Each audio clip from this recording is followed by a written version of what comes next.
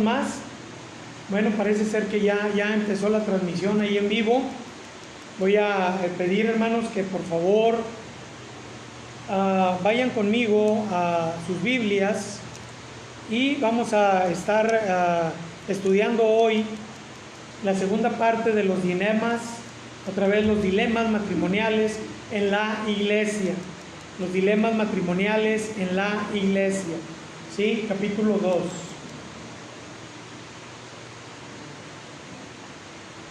¿Ahora sí ya estamos transmitiendo o no? Ahora sí ya. Muy bien, qué bueno. Ahora sí ya apáguenlo. Digo, los que están aquí en el templo. La semana pasada, hermanos, estábamos estudiando el primer capítulo o capítulo introductorio a este mensaje o a este tema, los dilemas matrimoniales en la iglesia.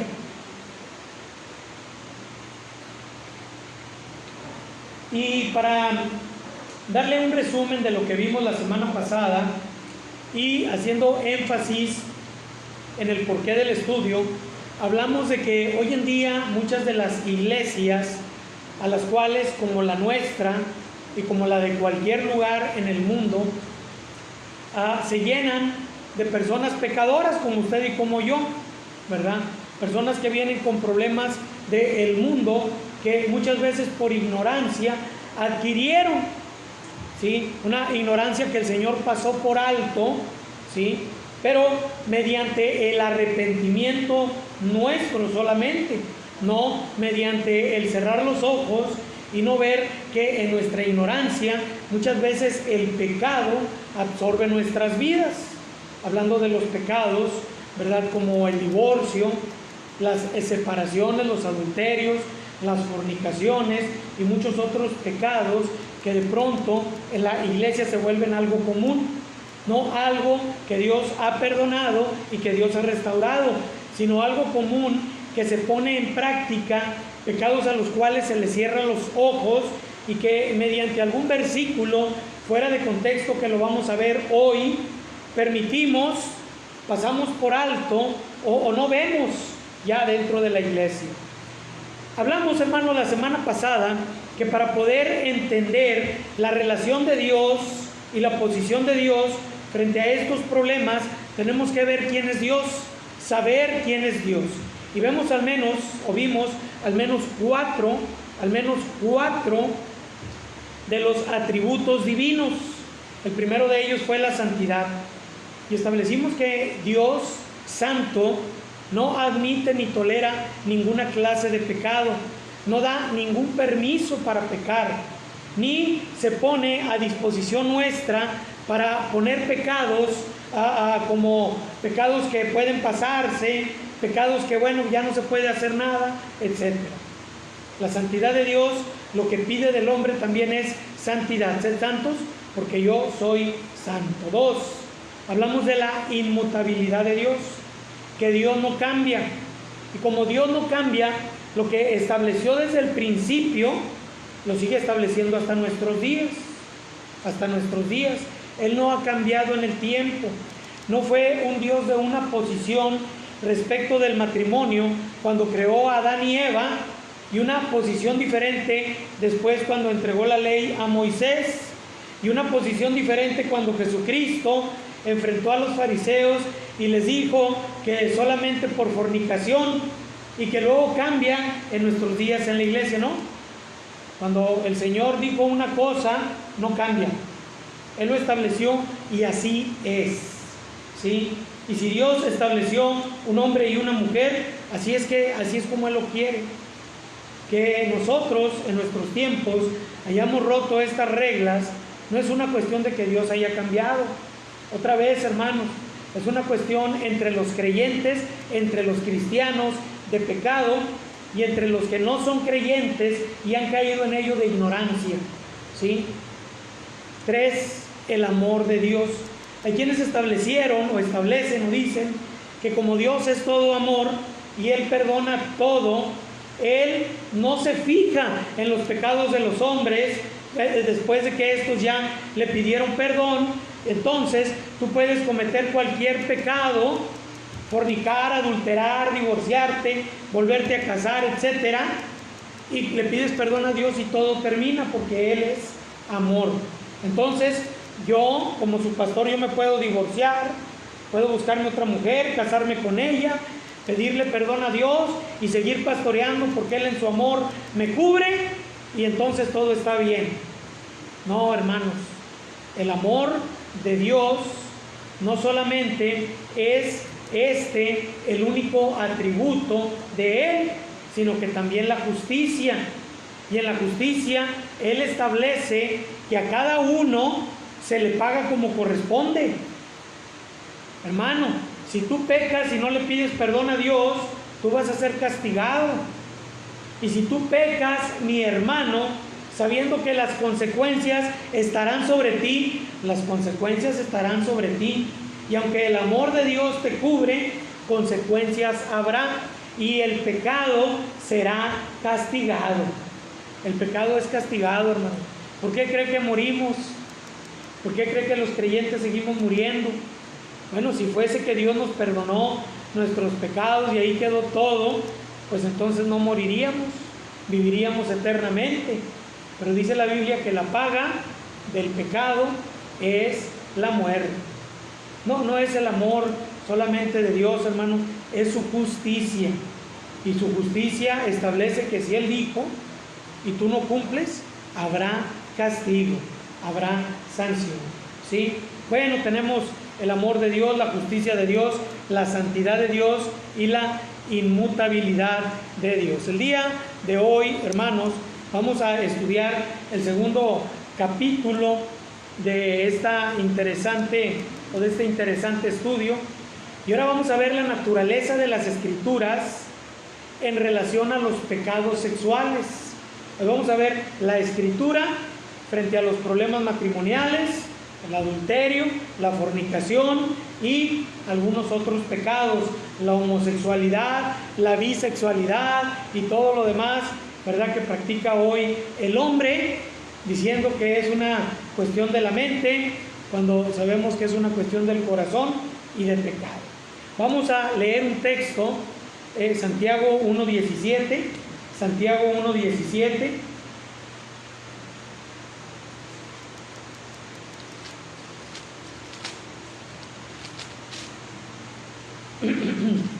Ya lo tienen, hermano. Todos juntos, Santiago 1:17, vamos a decir la cita. Todos, hermanos, Santiago 1:17. Toda buena dádiva y todo don perfecto desciende de lo alto, del Padre de las luces, en el cual no hay mudanza ni sombra de variación. Bueno, hermano, pues vamos a encontrar que en la Biblia, que es la palabra de Dios, no hay varianza, ¿sí? No hay varianza, no hay cambio, no hay mudanza, no hay nada, hermano, que podamos nosotros modificar para nuestro beneficio. Vamos a orar y entramos al mensaje del día de hoy. Gracias, Señor, por tu palabra. Gracias porque nos enseñas, porque nos instruyes. Gracias, Padre, porque es tuya, Señor, no es nuestra. Y siendo tuya es perfecta. Gracias, mi Dios, porque aunque fueron hombres los que fueron usados, tu Espíritu Santo, Señor, guió, Señor, a ellos, a estos santos, a escribir, Padre, lo que el Espíritu les daba.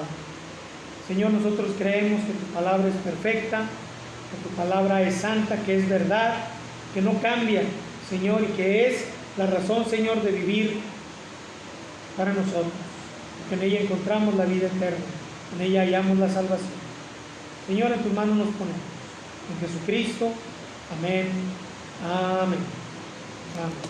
Bien, hermanos, hoy en día encontramos un sinnúmero de libros, de escritores, que encuentran un versículo en la Biblia, lo aíslan, lo arreglan de tal forma que parece decir la verdad.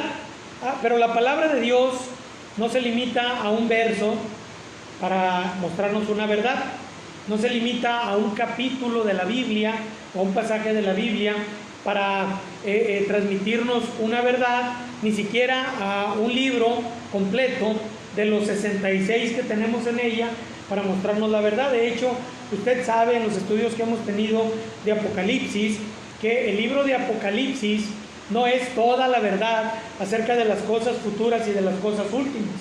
Tenemos que remitirnos a libros como Daniel, a Isaías, a Jeremías, a Ezequiel, a Mateo, a Timoteo y a muchos otros libros para poder entender la verdad completa sobre las cosas futuras.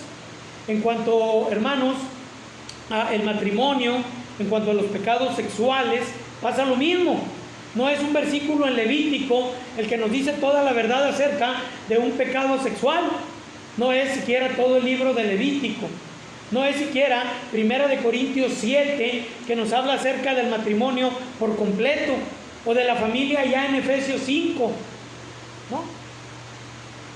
Es la Biblia completa la que nos puede transmitir un mensaje.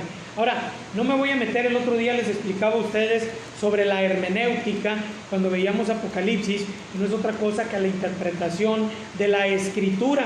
No nos vamos a meter mucho en ello, pero quiero darles a ustedes 3 o 4 puntos importantes sobre el estudio de la palabra de Dios para poder entender por completo una idea clara, ¿sí?, de lo que Dios nos dice, de lo que Dios ha establecido. Quiero pasar por algunos puntos importantes para la interpretación correcta referente a las relaciones matrimoniales. Y el número 1 es la invariabilidad e inflexibilidad de la palabra de Dios, que lo leímos ahí en Santiago 1:17, que dice: toda buena dádiva y todo don perfecto desciende de lo alto, del Padre de las luces, en el cual no hay mudanza ni sombra de variación. La palabra invariable significa sin cambio y sin posibilidad de cambio. Tenga usted por sentado y seguro que yo puedo decir hoy algo de mi propia boca, de mi propia mente o de mi propio corazón, y mañana le voy a estar pidiendo perdón porque lo que dije no estaba bien dicho. O puedo enseñar yo algo y luego de pronto, sin haber estudiado algo, lo afirmo, y el próximo domingo llego acá, ¿verdad?, como decimos, con la cola entre las patas, a decirles que lo que les dije yo estaba mal dicho. Pero lo que dice la palabra de Dios ni cambia, ni se echa para atrás, ni nos dice otra cosa un día después, un año después o 2000 años después. No cambia, ¿sí? Es una de las características de la palabra de Dios. Si Dios ha declarado un principio en su palabra, no lo cambiará, ni tendrá posibilidad de cambiarla, ya que en su naturaleza así no lo declara. En relación, hermanos, a esta cuestión del divorcio, segundas nupcias y adulterio, la Biblia declara en palabras del Señor Jesucristo lo siguiente. Vaya a Mateo 19, 8 y 9. Mateo 19, 8 y 9. Y aunque hablamos un poquito de esto la semana pasada, hermanos, les dije que hoy lo íbamos a ampliar un poco más. Él les dijo, Mateo 19, 8 y 9. ¿Ya lo tienen?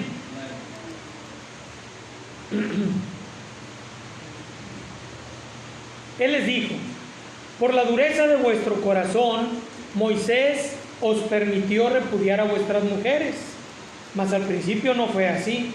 Y yo os digo que cualquiera que repudia a su mujer, salvo por causa de fornicación, y se casa con otra, adultera. Y el que se casa con la repudiada, adultera.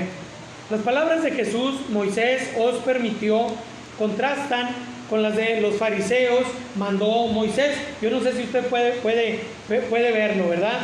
Jesús dice, Moisés les permitió, ¿sí? Ellos dicen, ¿por qué Moisés nos mandó? Es como si ellos dijeran, ¿por qué Moisés nos mandó que nos divorciáramos? Espérate, ¿quién te lo manda?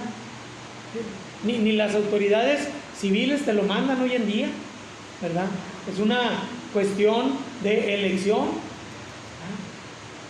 El hombre que se divorcia de su mujer, hermanos, hermanas, está violando el deseo original de Dios en cuanto al matrimonio.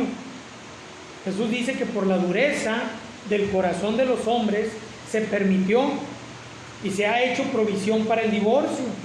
El divorcio jamás ha sido la intención de Dios para el matrimonio. El divorcio es una expresión del pecado de la humanidad en las relaciones conyugales. Si al principio no fue así, pregunto yo, si Jesús dice al principio no fue así, ¿hoy podrá ser así? No, hermanos, porque la palabra de Dios no cambia.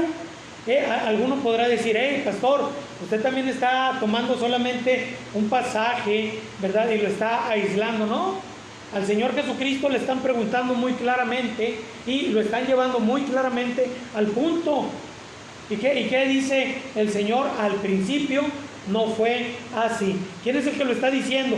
Lo está diciendo Dios mismo, ¿sí? Y si al principio no fue así, por la dureza de sus corazones, Moisés lo permitió, ¿sí? Pero al principio no fue así. Mire el Salmo 119, 89. Salmo 119, 89. Hermano, yo sé que algunos de ustedes entran en una coyuntura, o sea, entran en un punto en el que dicen, hermano, yo en dónde estoy. No, usted no se preocupe, ¿sí? Vamos adelante a explicar cada uno de los puntos en los cuales hay coyunturas, en los cuales algunos chocamos y nos encontramos en una situación difícil en nuestra vida, ¿sí? Salmo 119, 89. Ya lo tiene, dice la palabra de Dios. Para siempre, oh Jehová, permanece tu palabra en los cielos. La estabilidad de la palabra de Dios en el cielo, allá en el cielo, dígase. Aquí hasta el año 400 teníamos libros o traducciones de la Biblia.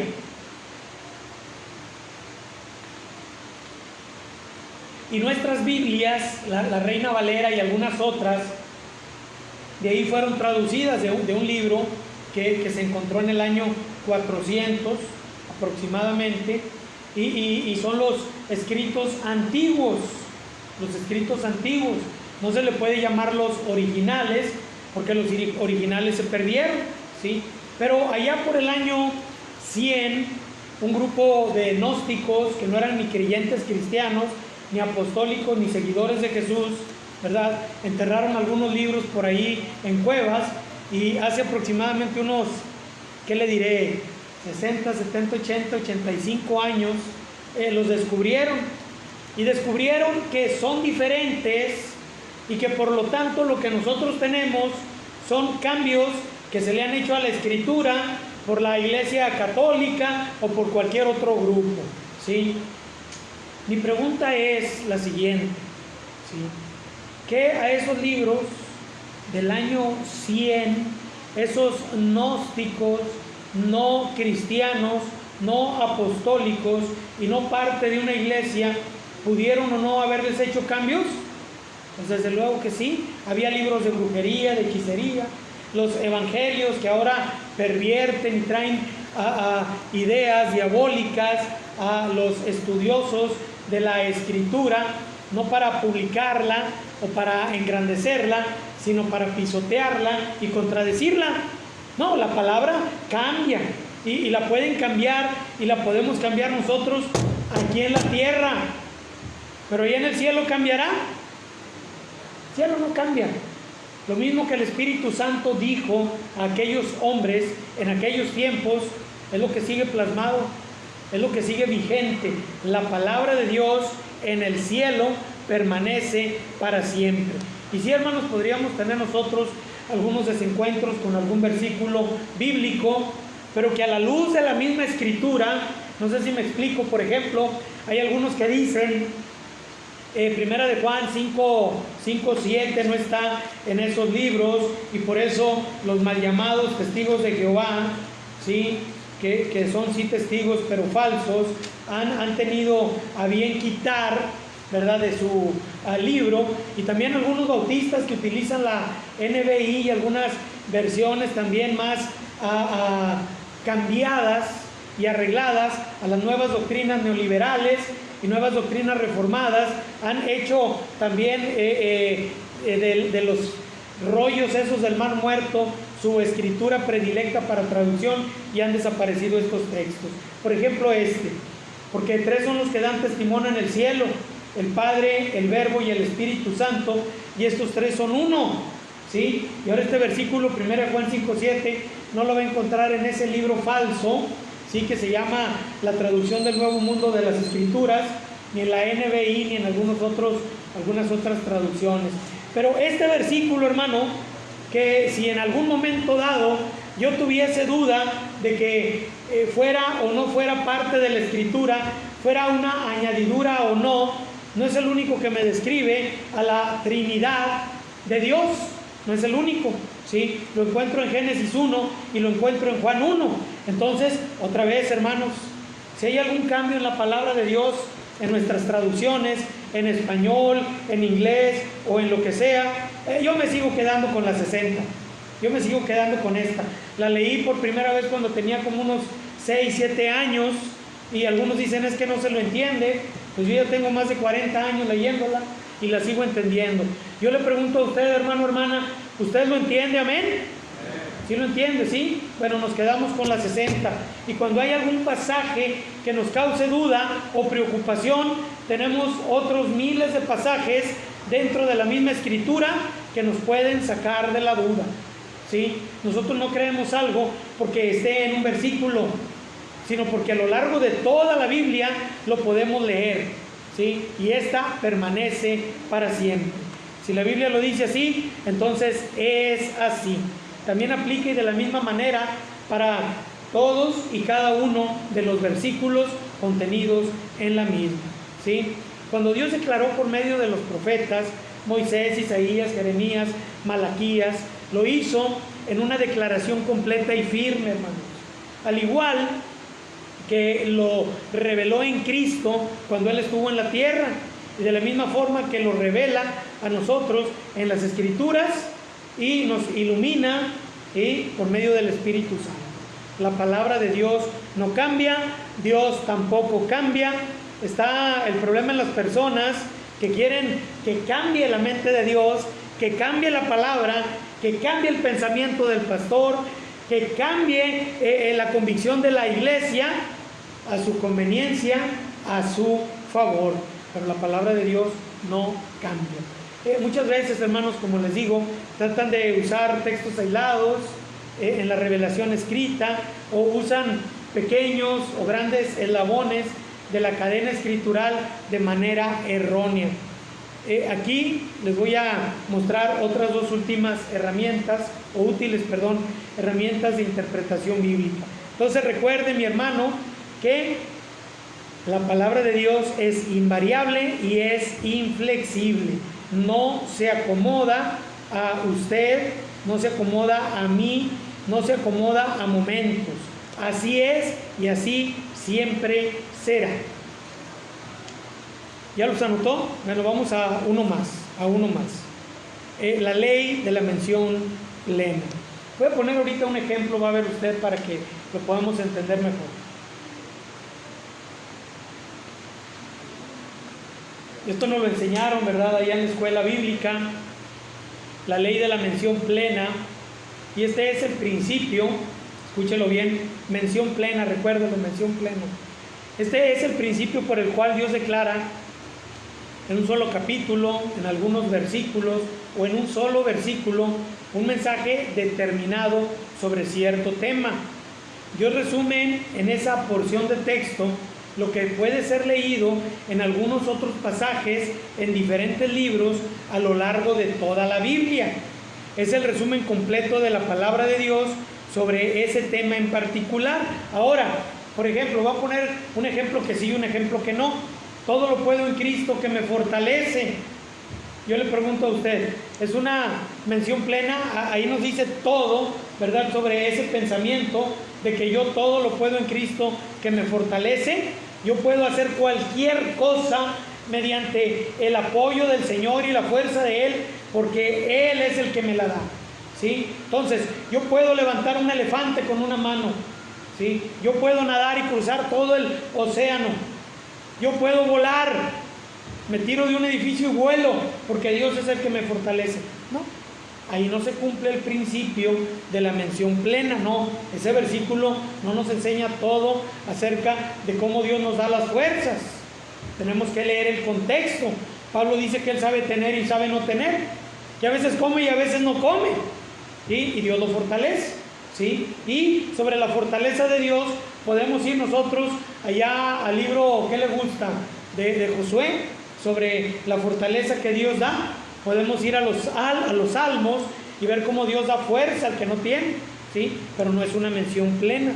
No tenemos un pasaje, mis hermanos, aislado que declare todo en cuanto al tema del divorcio, por ejemplo.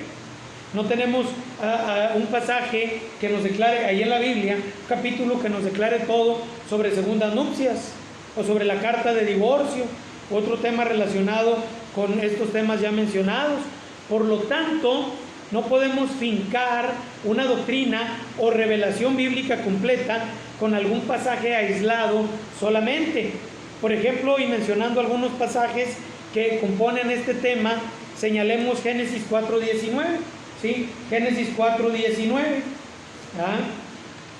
Estamos leyendo nosotros el libro de Génesis, y vemos que se empezaron a casar los hombres, ¿sí?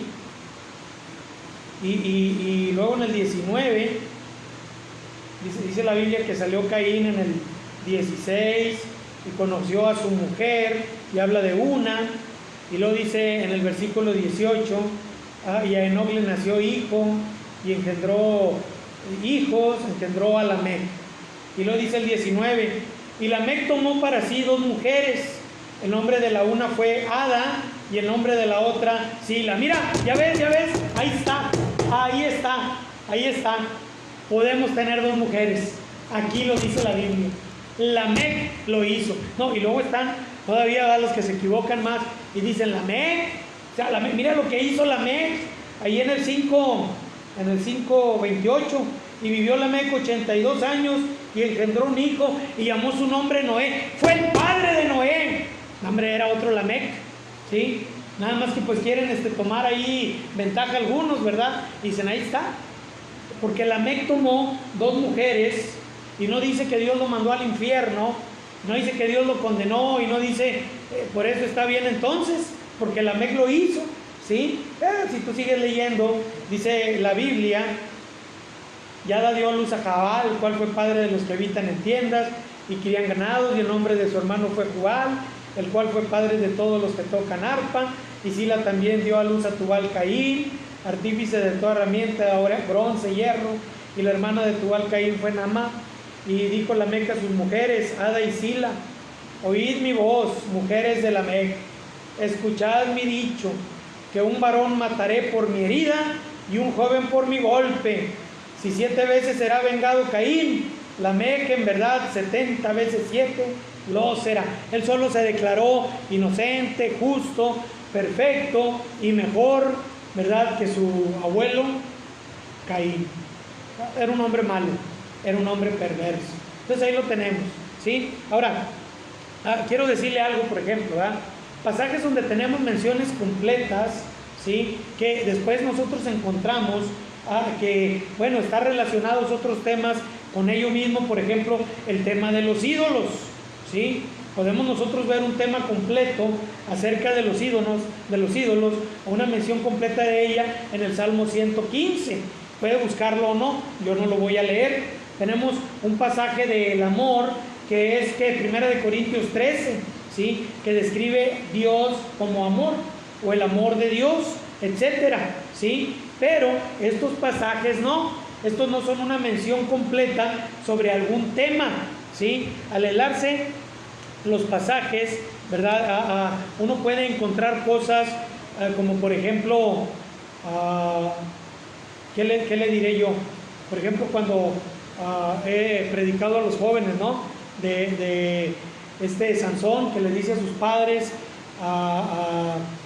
tómenme a esa mujer, y los padres le dicen que no, y luego dice la Biblia, pero ellos no sabían, ¿verdad?, que este era el plan de Dios. Vamos a verlo ahí en Jueces, para que lo subraye, ¿verdad?, y que no le vaya a hacer un día uno de sus hijos una trampa con ese versículo. Dice ahí en el 14:3 de Jueces, 14:3.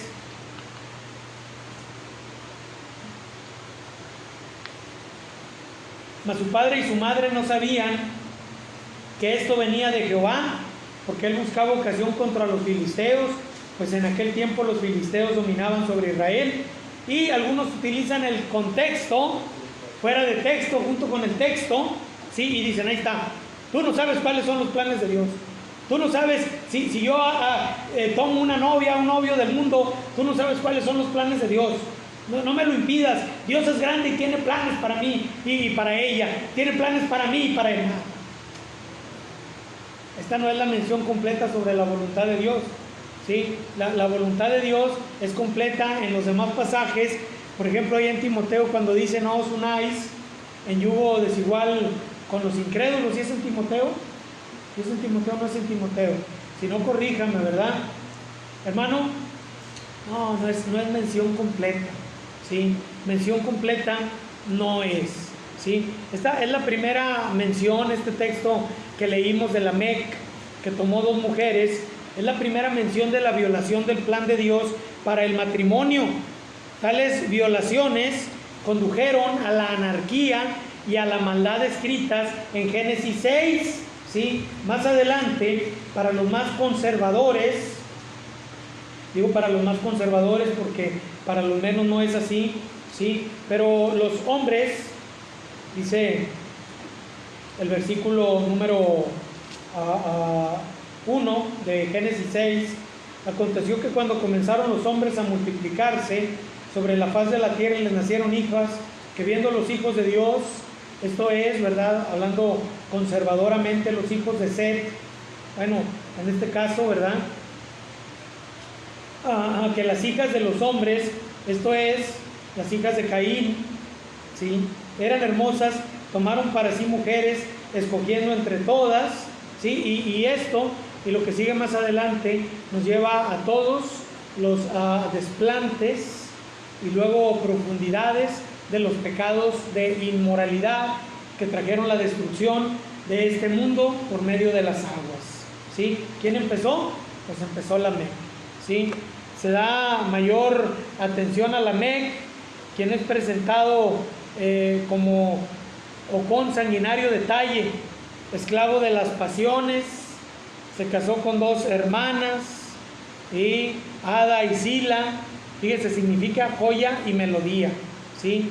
La bigamia representa otra forma de alejamiento de la monogamia establecida por Dios en el Edén. Y lo vamos a ver más adelante. Mire, los reyes en aquel tiempo acostumbraban tener sus harenes o haremes, no harén, ¿verdad? Harén o harén, tenían eso, muchas mujeres, ¿sí? Y una vez que se estableció rey sobre Israel, Dios les dijo que no tuvieran muchas mujeres ni muchos caballos, ¿sí?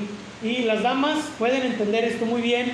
Yo se lo he preguntado muchas veces. ¿Cuántas son muchas mujeres para un hombre? ¿Cuántas son? Muchas. ¿Cuántas? 2. Más de una son muchas, ¿sí? Y no sé también para qué quieren tantos caballos si nomás pueden subirse arriba de uno, ¿sí? Entonces, no, la bigamia no fue un permiso de Dios. Sí, Jeremías 3:8, mire hermano, también este es un pasaje que a veces se toma como un pasaje de una verdad completa. Yo leí una vez un libro y tomaba este pasaje como la justificación completa para el divorcio. ¿Y sabe qué decía? Decía, si Dios ha conocido el divorcio y ha perdonado, también el hombre puede divorciarse y perdonar.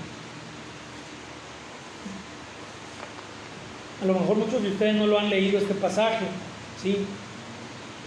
Dice el verso 7, desde el 7, dice así. Y dije, después de hacer todo esto, se volverá a mí, pero no se volvió. Y lo vio su hermana, la rebelde Judá. Ella vio que por haber fornicado la rebelde Israel, yo la había despedido y dado carta de repudio. Pero no tuvo temor la rebelde Judá, su hermana, sino que también fue ella y fornicó. Y sucedió que por juzgar ella cosa liviana su fornicación, la tierra fue contaminada y adulteró con la piedra y con el leño. Ahora, se lo explico porque el texto es muy interesante, ¿sí? Primero, Dios escogió un pueblo, el pueblo de Israel. 12 tribus, 12 ciudades, ¿sí? Y Él la llama su esposa. Él se llama a sí mismo su marido. Luego el pueblo se divide en dos. El pueblo se divide en dos. Judá e Israel. Judá e Israel. Judá 2 tribus, Israel 10 tribus. Creo que están estudiando eso también los niños, ¿sí? La primera de ellas, Israel, dejó a las otras 2 tribus, ¿sí? Y se fue a adorar ídolos. Levantaron lugares altos, pusieron ahí estatuas de los ídolos y los adoraron. Entonces dice Dios, por ella haber fornicado y adulterado, yo le entregué carta de divorcio. O sea, yo me divorcié de ella. Si cuando Judá lo vio, pensó que no era cosa liviana e hizo lo mismo. Pero luego añade el Señor. Pero por el pecado de ella, porque dice así, porque adulteró, ¿sí? Porque fornicó, ¿sí? Dice, la tierra fue contaminada, porque adulteró con la piedra y con el leño, ¿sí? Y algunos entonces dicen, bueno, aquí lo que podemos ver nosotros en este pasaje es que Dios mismo, a causa de la fornicación y del adulterio, da carta de divorcio a la esposa. Y si Dios lo hace, nos da a nosotros señal y permiso también para hacerlo. ¿Sí? Y he oído esto muchas veces, ¿verdad? Y me da pena, porque al utilizarse este texto, de tal manera que admitiéramos nosotros que es la única mención del tema, tendríamos también que admitir que Dios es un Dios que se divorcia, que entrega esa carta y que por lo tanto aprueba y permite sin limitaciones las acciones que Él mismo realiza, ¿sí? Pero déjeme decirle una cosa, hermano, hermana, que ese texto ahí no se termina, ahí se terminó, pues todo lo que está escrito, no, hombre. Vamos adelante, mire, ahí el versículo número 13 y 14, ¿sí? Él está hablando a Judá para que también llame al arrepentimiento a Israel, porque para Dios, hermanos, aunque se separaron, siguen siendo un solo pueblo, siguen siendo su pueblo, ¿verdad? Dice el versículo 13, reconoce pues tu maldad, porque contra Jehová tu Dios has prevaricado y fornicaste con los extraños debajo de todo árbol frondoso y no oíste mi voz, dice Jehová. 14, convertíos, hijos rebeldes, dice Jehová, porque yo soy ¿vuestro qué? Vuestro esposo. Y os tomaré 1 de cada ciudad y 2 de cada familia y os introduciré en Sión, ¿sí? Y bueno, usted puede seguir leyendo. ¿Sabe, mi hermano, que bueno, todo lo que Dios les dice es de manera retórica? ¿Qué es la retórica? ¿Verdad? Que Él les enseña, les muestra algo, les hace una pregunta y luego Él mismo les dice lo que, o abre el panorama completo de lo que quiere que ellos entiendan, ¿sí?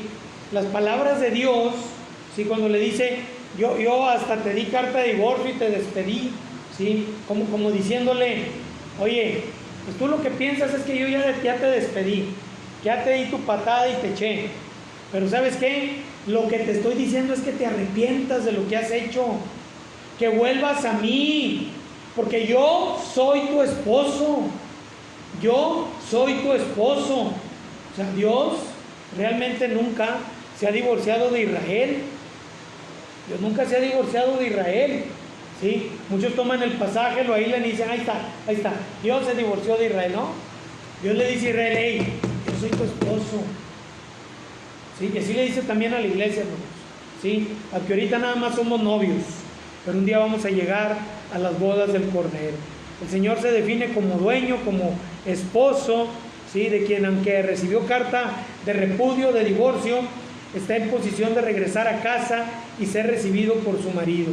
Sabe que más adelante también le voy a enseñar acerca de 1 de Corintios 7 y nada más le voy a leer un texto, ¿verdad? A este principio que yo le he llamado el principio de la separación temporal, y es cuando en un matrimonio existen problemas, aún porque la semana pasada dejé en claro, ¿sí?, que el principio de Dios es para un matrimonio que no es cristiano, para un matrimonio de un cristiano con un inconverso, y para un matrimonio donde los dos son creyentes, donde los dos son cristianos, ¿sí? Y cuando Pablo trata el problema en 1 Corintios 7, se enfrenta a una iglesia donde hay hermanas o donde hay hermanos que están casados, pero que sus cónyuges no son creyentes, ¿sí? Dice el versículo número 13, desde el 13: si una mujer tiene marido que no sea creyente y él consiente en vivir con ella, no lo abandone, porque el marido incrédulo es santificado en la mujer y la mujer incrédula en el marido,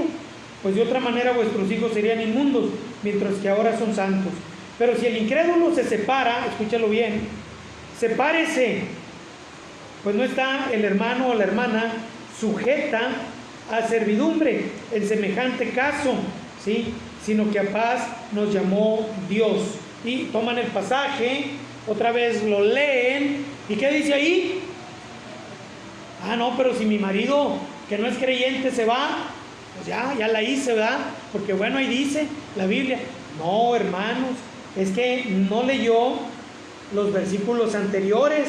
Ahora vaya conmigo, ¿verdad? Y cambia la perspectiva en los versículos anteriores. Pero los que están unidos en matrimonio, mando no yo, sino el Señor, que la mujer no se separe del marido. Y si se separa, quédese sin casar. O reconcíliese con su marido, y que el marido no abandone a su mujer. ¿Sí? ¿Sí lo podemos entender, verdad? ¿Sí? Por eso el principio de la separación temporal. Oye, se separó. ¿No? Se separó, ¿eh? Algún problema, alguna situación, viene por consejo. ¿Qué consejo me da? Bueno, primero, que se quede sin casar, ¿sí? Y en segundo lugar, que regrese con el marido. Ay, hermano, qué cosas tan difíciles. Por eso Dios nos las manda, para que, hermanos, no cometamos ese error una vez, y si lo cometimos, que no lo cometamos dos veces, y si dos, que no lo volvamos a cometer jamás, ¿sí? Que no lo volvamos a cometer jamás. Un pasaje más, Malaquías 2:16. Malaquías 2:16.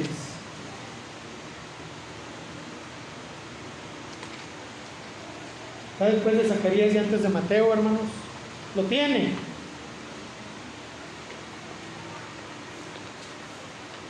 Porque Jehová Dios de Israel ha dicho que Él aborrece el repudio. Ya entendimos qué es el repudio, ¿verdad, hermanos? El repudio es el divorcio, ¿sí? El repudio es el divorcio, ¿sí? Dice, Él aborrece el repudio. Y al que cubre de iniquidad su vestido, al adúltero, al fornicario, dijo Jehová de los ejércitos.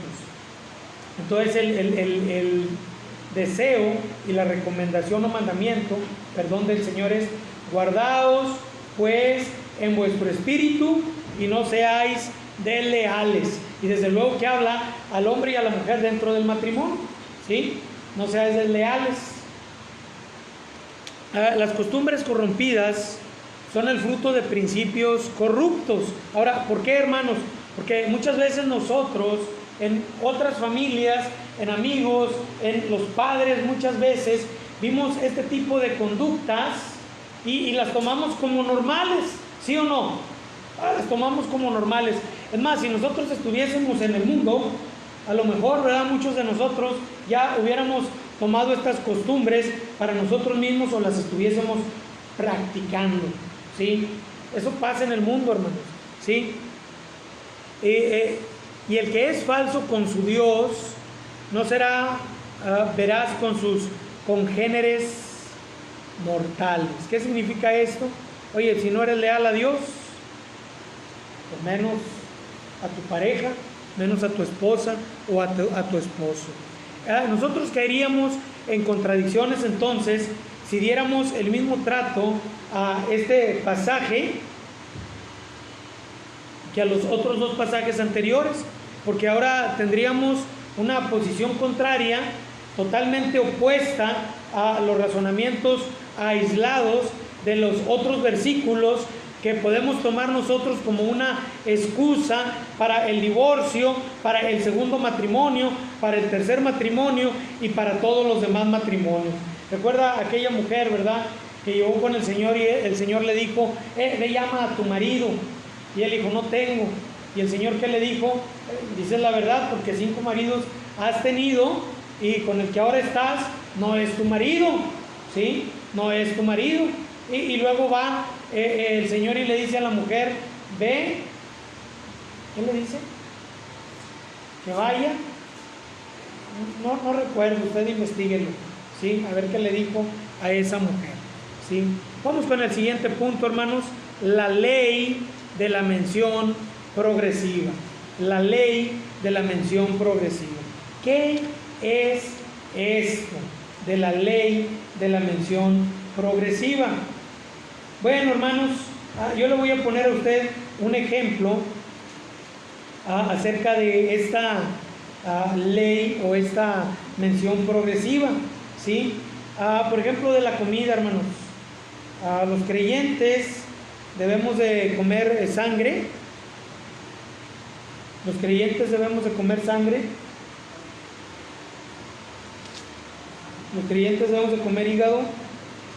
Es un coágulo de sangre, dicen algunos. ¿Sí o no?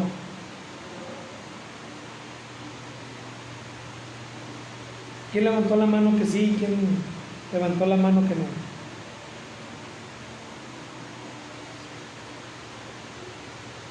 ¿Ahí levantó la mano? No le saquen cuando hago este tipo de preguntas. ¿Quién dice que sí podemos comer sangre los creyentes? ¿Ha comido carne asada? Pollito asado, sí. Pues ha comido sangre, ¿sí? Porque la carne tiene sangre, ¿sí? Ha comido huesito para cocido, ahí el chamberete de caldito de res. Sí ha comido, ¿ah? Sí. Pollo frito, ¿verdad? Que a veces cuando no está bien cocido lo abre y le sale sangrita ahí, hombre, bien rico. Sí. Bueno, la mención de la ley progresiva, o la ley, perdón, de la mención progresiva es lo siguiente. En el Génesis,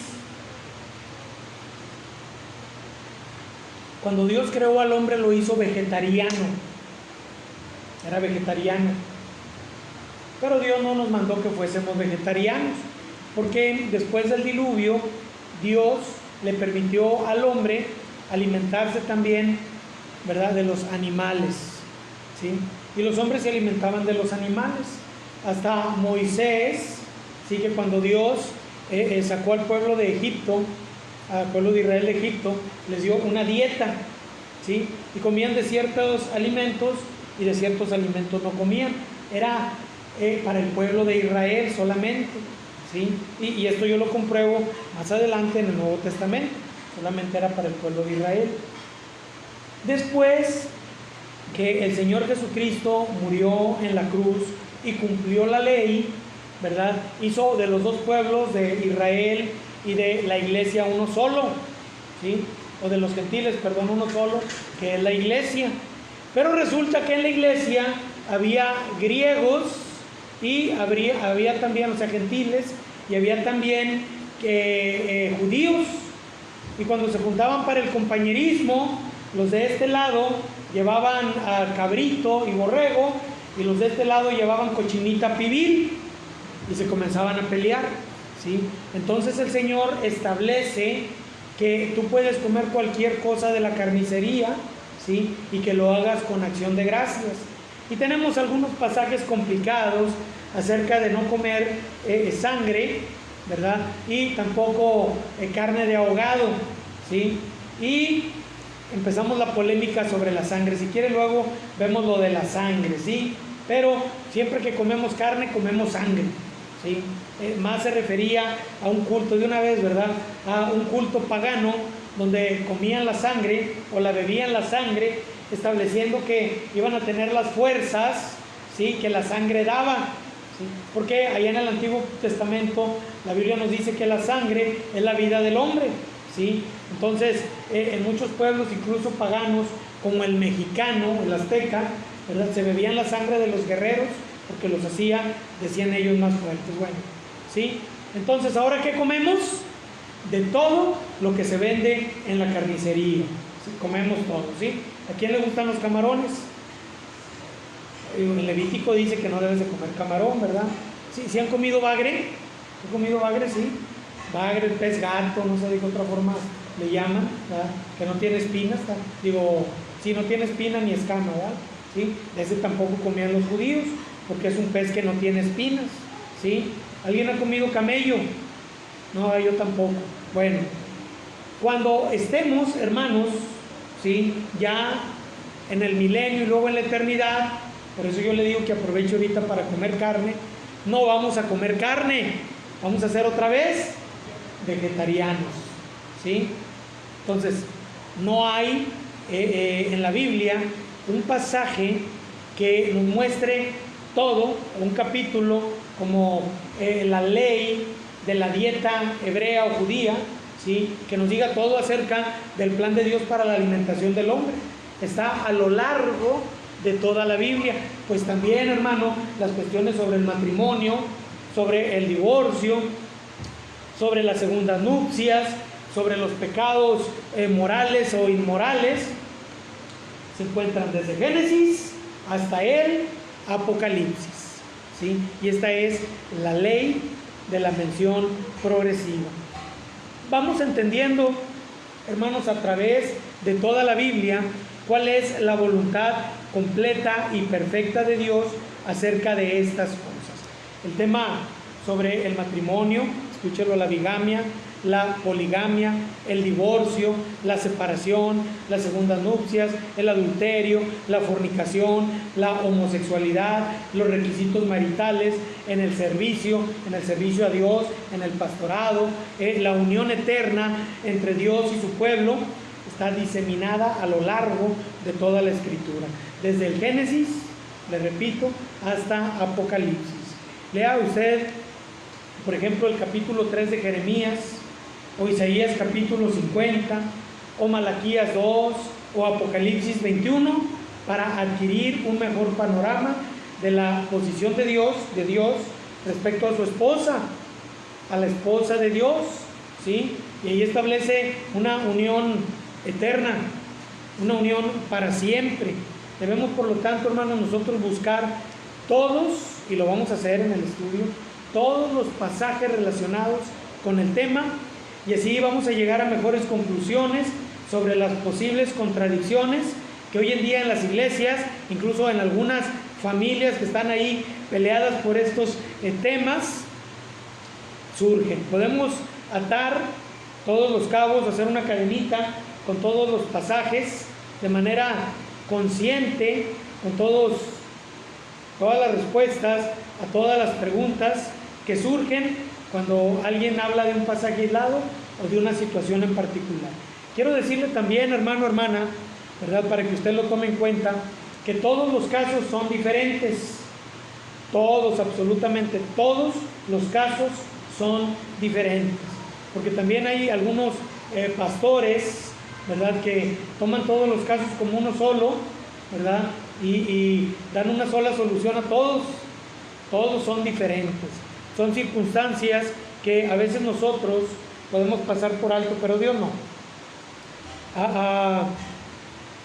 Hay quienes de manera deliberada, para dar rienda suelta al pecado, permiten irresponsablemente que el adulterio, el divorcio, las fornicaciones, etcétera, estén dentro de las iglesias. Vamos a ampliar más adelante el siguiente comentario y voy a terminar la lección del día de hoy, ¿verdad?, con otra historia, ¿sí? Dios no aprueba el asesinato. ¿O sí lo aprueba? No, ¿verdad que no? ¿O sí? El asesinato no. Por ejemplo, cuando la Biblia nos dice no matarás, ¿sí? Es que no debemos de matar. No lo aprueba, ¿verdad? Pero restaura al asesino. No aprueba el robo, pero perdona al ladrón. No aprueba la idolatría, pero perdona y salva a los que fueron idólatras. Dios no aprueba el divorcio ni el adulterio. ¿Sí? ¿Qué dice Lucas 16:18? Dice la Biblia en Lucas 16:18. Todo el que repudia a su mujer y se casa con otra, adultera. Y el se casa con la repudiada del marido, adultero. Dios no aprueba el divorcio ni el adulterio, hermanos. Pero Él puede perdonar, Él perdona. Y Él restaura a aquellos que han caído en ese pecado. ¿Sí o no? Va la historia rápidamente, porque ya llegaron los de los blogs, ¿verdad? Ahí se oye abajo que están ahí con unos blogs, ¿sí? Tengo es una sorpresa para los varones, ¿verdad? Ahorita vamos a subir blogs ahí arriba al techo. Muy bien, hermanos, vamos en construcción para los que no están aquí en el templo, ¿verdad? Sepan que estamos en construcción. Y llegó un camión con blogs de material. Concluyo. Una mujer acompañada de su hijo llegó a la reunión de los sábados. Entonces tocábamos la clase de la mujer que había tenido varios maridos. Así que le dijo el Señor, pues, sí es cierto, no tienes marido porque 5 has tenido, yo no sé si se le murieron o se divorció y se volvió a casar, pero dice, y con el que estás ahora no es tu marido, no es tu marido.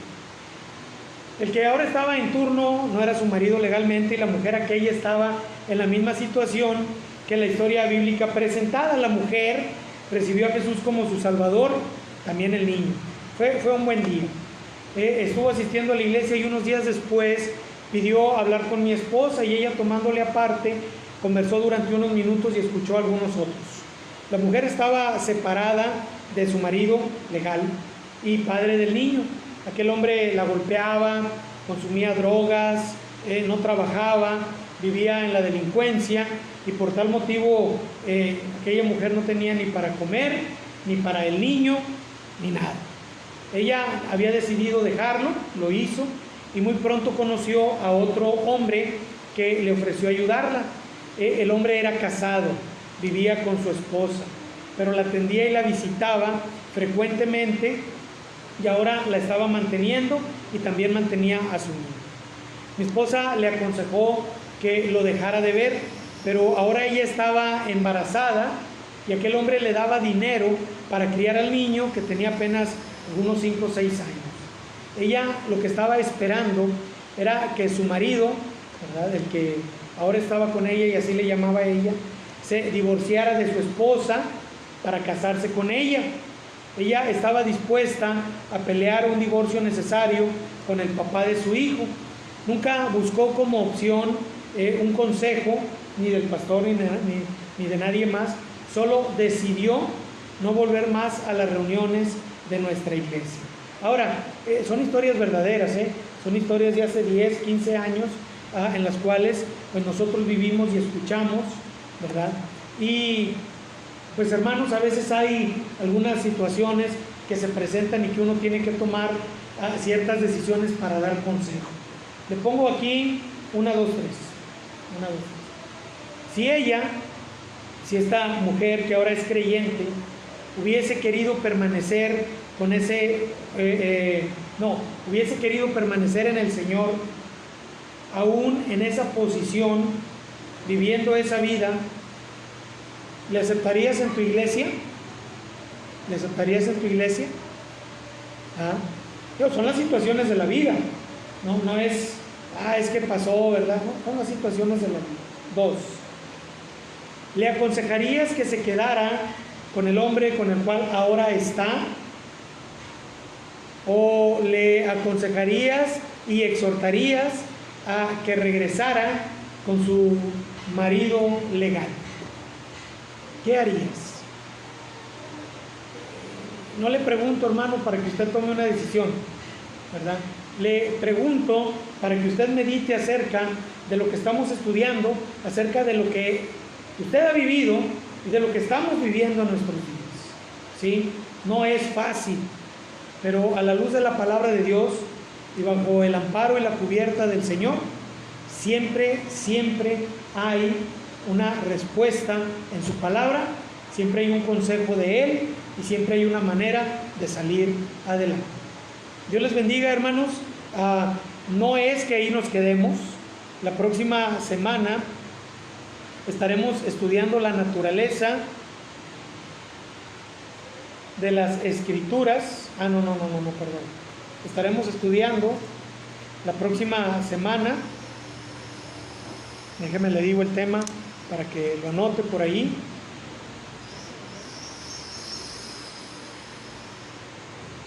En el principio no fue así. Es el tema para la próxima semana. En el principio no fue así.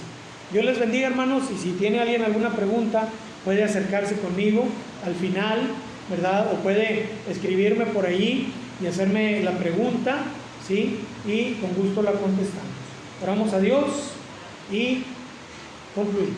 Gracias, Padre, por tu palabra, gracias por este estudio. Señor, pues concluimos solamente que tú no cambias, que tu palabra, Señor, ahí está, y que, Señor, nosotros somos los que a veces, Señor, queremos acomodar las cosas a nuestra iglesia, a alguna familia en particular o a nuestro propio ministerio. Perdónanos, Señor, cuando lo hemos hecho así. Y ayúdanos, Señor, a tomar tu palabra tal cual es, sin torcerla, sin acomodarla. Gracias, Señor, porque tú no cambias. Y Dios bendice a los matrimonios en nuestra iglesia y a los matrimonios también fuera de nuestra iglesia. En Jesucristo pedimos, en Él también agradecemos. Amén. Amén. Amén. Amén. Dios les bendiga, hermanos. Dios bendiga su palabra.